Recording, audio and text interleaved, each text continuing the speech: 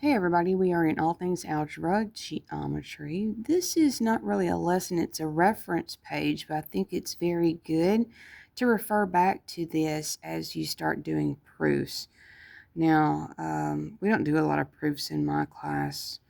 I spend a lot of time on the things that I think are a little bit more important than just finding, hey, what's going on, or the reasons why is what's going on. I kind of skip it. All right, so side, side, side, it's when you're talking about two triangles and three sides of one triangle match up with three sides of another triangle, then the triangles are congruent. And if you're sitting there going, so said it one more time. All right, so you got two triangles.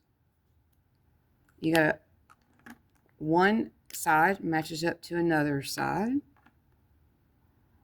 A second side matches up to a second side. And you guessed it, third side, third side matches up to a third side. Then the triangles are congruent to each other. A lot of times you'll see this not with colors, but with little marks. I call them tick marks. There you go. You look at something like that. Now, side angle side is when you have two sides and an included angle that are equal in two different triangles, and that means those are congruent to each other. And again, if you're sitting there going, hang on, say that one more time. All right. So you got a side congruent to another side. You've got a second set of sides, but you don't have the third side. What you have is an angle that is between those two sides. So you've got this angle. This angle is between these two sides, and so is this one. This angle is between the green and the orange side. This is what's called side angle side.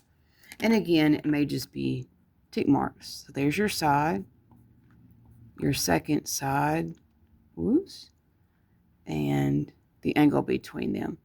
So this is side angle side. All right, then you've got angle side angle. All right, well, that means you've got two angles and a side that is between those two angles. So again, one more time, if you're a visual person, let's say I've got one angle congruent to another angle.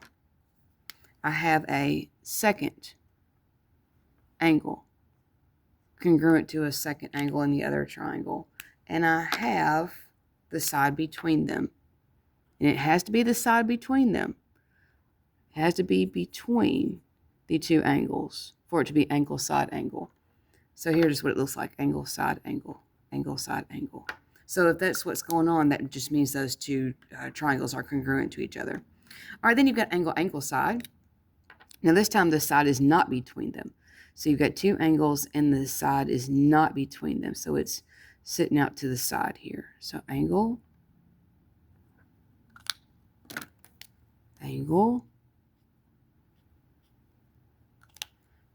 and side. Angle side. Angle side. So again, one more time, if you're looking at two triangles where you have two angles and a side that's not between them congruent, just means that the triangles are equal to each other. All right, the hypotenuse leg has to be a right triangle, otherwise you would not have a hypotenuse. So there's your angle, if that's what you want to call it. Hypotenuse, of course, is the longest, the slanted side of a right triangle. That's your hypotenuse, and you have to have a leg.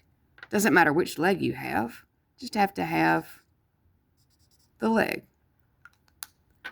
So that's your hypotenuse leg.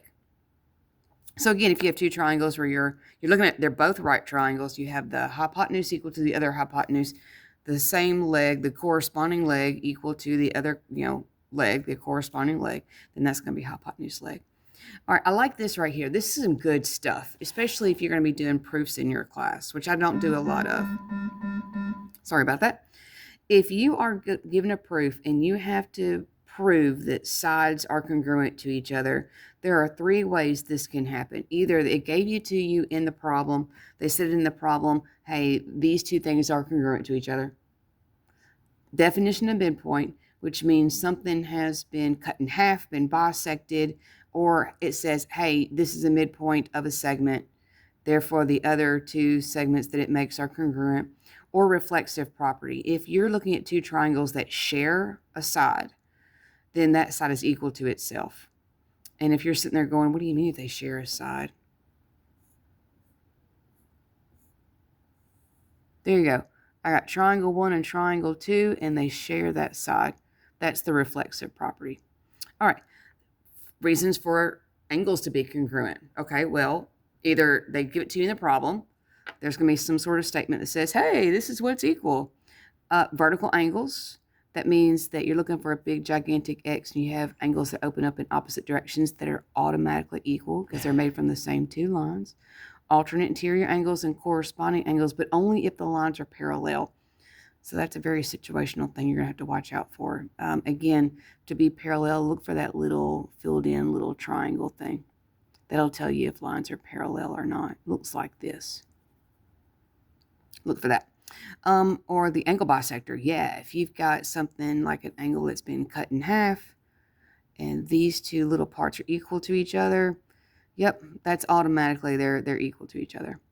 All right, then you got CPCTC. We did this in the last video. You're talking about the corresponding parts, so the parts that match up. And the way that I teach this can be different depending on the student. Some students, they don't even need something to look at. They can say, well, angle A goes with angle D because they're both first. B goes with E because they're both second. And C goes with D because they're both third. Then you got people that will literally look over here and go, well, these look the same length. So I guess those are going to be the ones that match up. These look the same length. So those are going to be the ones that match up. So, yeah. Then you got people that need to have it color-coded. Either way, you're going to get the same answer. So angle A goes with angle D. B goes with E. Just going down the line here. And C goes with F.